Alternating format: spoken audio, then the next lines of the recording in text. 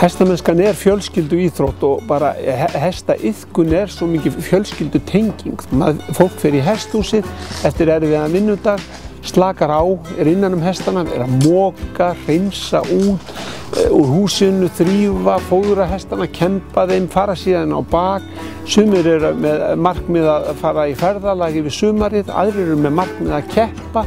Þetta þessi reiðskóla sem við erum með, sem eru til dæmis eins og hérna á Fáksvæðinu og reyndar út alla landsbyggðina meira og minna, að þar verið að taka á móti krökkum bara eftir hvað þau eru bráðþroska. Þau eru að koma 6, 7, 8 ára og teymt undir þeim til þess að byrja með og síðan farið að ríða sjálf. Mín börn voru farin að keppa 5 ára, farin að taka þátt í stórmótum 5 ára, semst í sínum barnaflokk.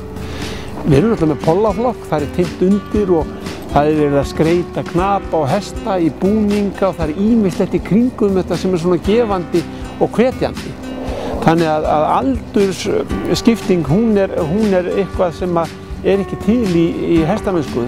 Þetta byrjar á 5 ára aldri og svo eru fólk að ríða út til tíræðisaldurs.